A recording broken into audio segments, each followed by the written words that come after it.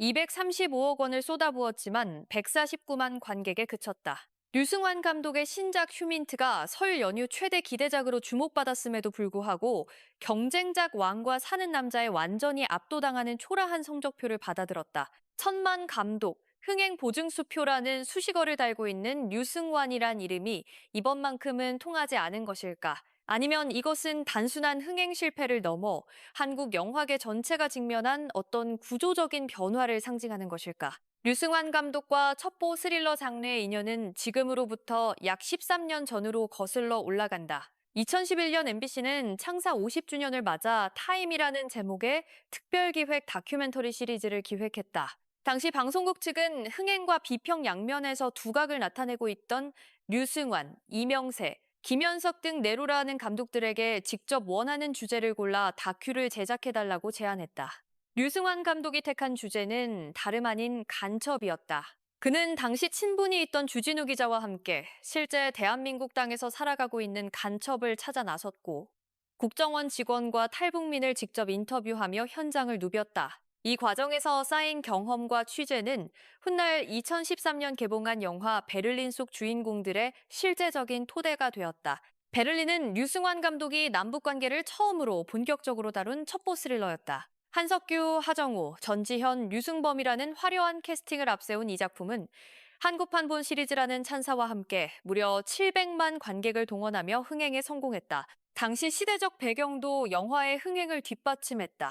종북이라는 딱지로 대표되는 레드 콤플렉스가 사회 곳곳에 여전히 살아있었고, 김정은은 미국과 전 세계가 주목하는 젊은 독재자로 막 부상하던 시점이었다. 쉬리 이래 남북 대결이라는 소재 자체가 첩보 스릴러 장르 안에서 충분한 긴장감과 서사를 만들어낼 수 있던 시기였다. 그리고 베를린으로부터 약 8년이 흐른 뒤 류승환 감독의 두 번째 남북 소재 영화 모가디슈가 세상에 나왔다. 한국판 본 시리즈와는 전혀 다른 결을 가진 작품이었다. 1991년 소말리아 내전 당시 수도 모가디슈에서 극적으로 동반 탈출한 남북 외교관들이라는 태그라인이 실화라는 배경과 맞물리며 묵직한 감동을 선사했다. 서사와 인물 갈등, 시대적 배경이 모두 탄탄하게 맞물렸으며 특히 후반부 자동차 추격 액션은 명불허전이라는 평가를 받았다. 당시 시대 분위기 역시 영화와 조응했다. 2018년과 2019년 미국 트럼프 대통령과 북한 김정은 위원장이 연이어 역사적인 만남을 가지며 한반도에는 평화의 기운이 일렁였다. 비록 평창 동계올림픽과 코로나19 팬데믹을 거치며 젊은 세대의 통일에 대한 감각은 점점 옅어졌지만 국제정세 속 남북 이슈는 여전히 진행형에 가까운 상태였다. 그 30년이나 된 실화는 할리우드 영화에서 익숙하게 보아온 외교관 탈출 서사와 맞물리며 강력한 흡인력을 발휘했다. 모가디슈 이후 류승환 감독은 멈추지 않았다. 밀수와 베테랑이를 연달아 성공시키며 건재를 과시했다. 코로나19 팬데믹과 한국 영화 불황이라는 최악의 환경 속에서도 밀수는 514만, 베테랑이는 752만 관객을 동원했다. 숫자만 놓고 보면 류승환이 류승환한 결과였다. 그의 이름은 어느덧 한국 영화계에서 흥행 보증수표와 동의어가 되었다. 액션키드 시절 작품의 완성도에 비해 관객 수가 아쉬웠던 날들이 무색할 만큼 성장했다. 부당거래는 본격적으로 나쁜 검사를 다룬 정치 스릴러로 명예의 전당에 올랐고, 베테랑으로는 천만 관객 신화를 썼다. 영화 안팎으로 뼈아픈 평가를 받은 군함도를 제외하면 한국 영화계에서 류승환이라는 이름의 가치를 부정할 사람은 거의 없었다. 그렇기에 이번 휴민트의 성적은 더욱 눈에 띄지 않을 수 없다. 2026년 설 연휴를 겨냥해 개봉한 휴민트는 제작비만 235억 원 이상이 투입된 류승환 감독의 세 번째 남북 소재 영화다. 그러나 경쟁작인 왕과 사는 남자가 설 연휴를 거치며 지난 2월 21일 토요일까지 526만 관객을 돌파하는 동안 휴민트는 같은 기간 149만 관객 동원에 그쳤다. 단순히 완과 사는 남자보다 일주 늦게 개봉한 배급 전략만을 탓하기에는 개봉 이후의 관객 반응 자체가 심상치 않다는 분위기가 역력하다. 관객들 사이에서는 소위 올드 패션이라는 지적이 적지 않게 나오고 있다. 휴민트의 태그라인은 베를린을 닮아 있지만 훨씬 단순해졌다는 평가다. 제3지대 성격이 강한 러시아 블라디보스토크를 배경으로 국정원 블랙요원 조과장 역의 조인성과 북한 보위성 조장 박건 역의 박정민이 북한 총영사 황치성 역의 박해준에 맞서 북한 식당 여성 종업원 최선화 역의 신세경을 구출하기 위해 펼치는 액션 드라마라는 구도 자체가 신선하지도 새롭지도 않다는 반응이 주를 이루고 있다. 후반부를 뒤덮은 총기 액션과 맨몸 격투 장면에 대한 열광적인 반응이 일부 있음에도 불구하고 전체적인 관객 반응은 뜨뜻미지근하다는 평가가 지배적이다. 첩보 스릴러라는 장르 자체는 문제가 없다. 오히려 그 장르 안에서 다뤄지는 남북 관계가 지나치게 단순화되고 도식화된 것이 핵심적인 문제로 지목된다.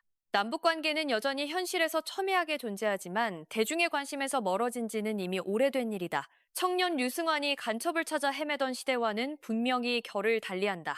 한국 영화의 주요 관객층인 20대와 30대는 남북 통일에 대한 관심 자체가 눈에 띄게 줄어들었다. 전 정부의 각고의 노력에도 불구하고 북한 스스로가 하나의 민족이라는 개념을 공식적으로 포기해버린 상황에서 남북 화해라는 서사가 대중에게 예전만큼의 감정적 울림을 만들어내기란 쉽지 않다. 이기 트럼프 정부가 재차 김정은에게 러브콜을 보내고 있지만 뚜렷한 성과가 나오지 않는 상황이다. 일부 시각에서 북한은 비상계엄을 통해 내란을 일으킨 정치 세력이 드론 공격 등을 통해 국지전 도발에 이용하는 적대 세력으로만 인식되고 있다. 현 정부가 화해 모드 조성에 나서고 있음에도 불구하고 베를린이나 모가디슈가 개봉하던 시기와 지금의 온도차는 상당하다. 시대가 변했고 관객의 감수성도 변했다. 이와 맞물려 류승환 감독 개인의 영화적 피로감을 지목하는 시각도 존재한다. 베테랑의 에필로그에서 사건을 끝내고 집으로 돌아온 형사 서도철이 가족과 함께 라면을 끓여 먹는 장면은 얼핏 보면 사족처럼 느껴진다. 그러나 이 장면은 베테랑이에서 가장 인상적인 장면 중 하나로 회자된다. 10여 년 만에 돌아온 서도철이 느끼는 피로감, 가장으로서 그리고 직업인으로서 감당해야 하는 무게가 관객에게 그대로 전달되기 때문이다. 데뷔 30년을 향해 달려가는 류승환 감독이 느끼는 피로감의 영화적 투영이라고 봐도 무방하다는 평가다. 휴민트에서도 그 피로감은 진하게 배어 나온다. 관객들이 감정을 이입하는 핵심 캐릭터인 국정원 요원 조과장이 그 대표적인 예다. 베를린에서 투덜이 캐릭터를 통해 자연스럽게 감정적 공감대를 형성했던 한석규의 연기 방식과는 또 다르다. 인물에 대한 구체적인 배경 설명을 최대한 절제한 채 사건 속으로 직진하는 방식으로 전개되는 이 영화에서 조 과장이 목숨을 걸고 북한 여성 최선화를 구해내는 과정은 동기 자체가 맹목에 가깝다. 액션 영화에서 캐릭터의 단순함이 때로는 미덕이 될 수도 있지만 조 과장의 경우는 맹목적이어서 오히려 감정이입을 저해야 하는 수준에 이르렀다는 비판을 받고 있다.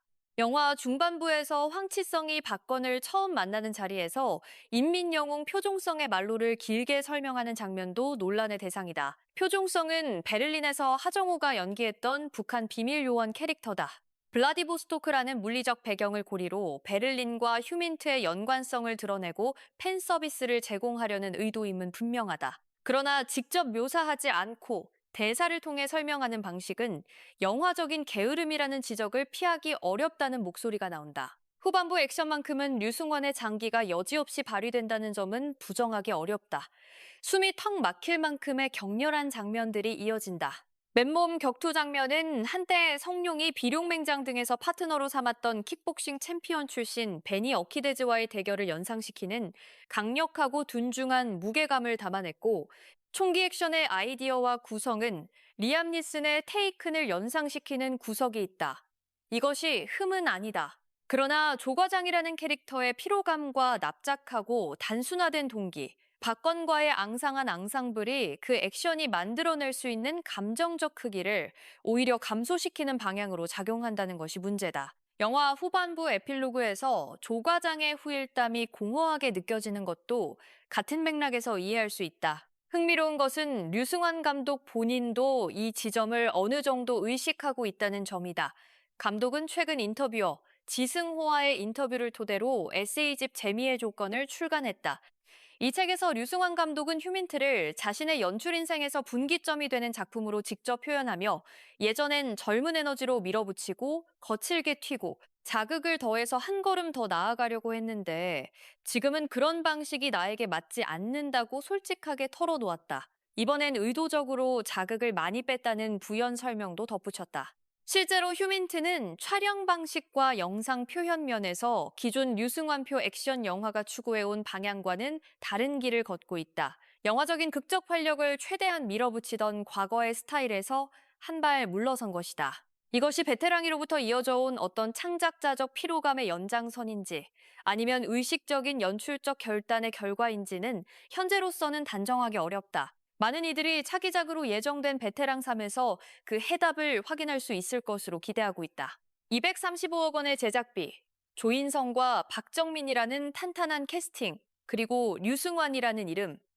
모든 조건이 갖춰진 것처럼 보였지만 흥행의 결과는 냉혹하다. 시대가 영화를 외면하는 것인지, 영화가 시대를 따라가지 못하는 것인지, 아니면 창작자가 스스로 새로운 길을 모색하는 과정에서 피할 수 없이 치러야 할 대가인지 그 판단은 결국 관객의 몫으로 남겨져 있다. 여러분은 휴민트를 보셨나요? 류승환 감독의 이번 작품에 대해 어떻게 생각하시는지 댓글로 자유롭게 의견 남겨주세요. 베를린, 모가디쇼와 비교해서 어떤 작품이 가장 기억에 남으시나요? 이 영상이 유익하셨다면 좋아요와 구독 버튼도 꼭 눌러주시고 알림 설정도 해두시면 앞으로도 한국 영화 소식을 가장 빠르게 받아보실 수 있습니다. 감사합니다.